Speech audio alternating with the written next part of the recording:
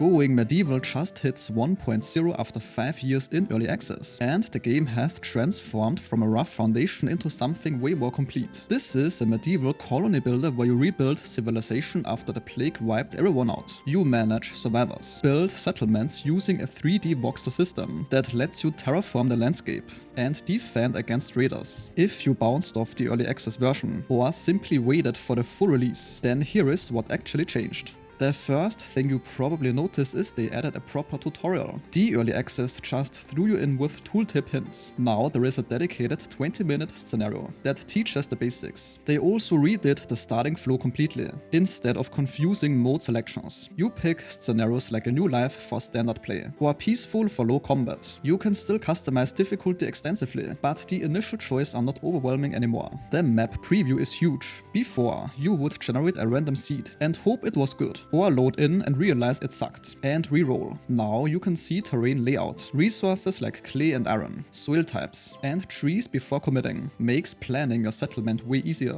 The endgame is completely new. Early access was basically endless survival with no real goal. Now there's a Renown system, where you gain points through trade, religion, combat or scholarship. Max out a category and you unlock grand objectives. For example, building a cathedral to attract pilgrims, creating a sacred oak tree sanctuary, constructing a massive marketplace, or conquering enemy camps. These are optional, but give you something to work toward besides just surviving. Quality of life improvements are everywhere. The manage panel that controls equipment got overhauled, from a mess of drop-down menus into one clean interface, with copy-paste functions. There is yearly overrides for clothing so people automatically swap to winter gear when it's cold. Production lets you specify which settler works specific jobs, and set minimum quality standards. Rally points and bells fix combat micromanagement. You assign people to rally points, then use bells to activate multiple points at once. One bell sends archers to towers and melee to gates. Another pulls everyone to a fallback position. Building got automatic shape switching where fences and walls intelligently switch to corner pieces based on surroundings. Drawbridges finally made it in. They work as gates and floors, deal damage when closing to crush enemies, and snap together with portcullises for layered defenses. The game is still not the prettiest one, but the visuals got polished with actual grass that sways, ivy climbing walls, new berry bushes and tree types, that kind of stuff. The optimization work added occlusion culling, so the stuff behind walls doesn't render, and walls fuse into single meshes. The performance can still struggle with massive settlements, but it seems to be noticeably better.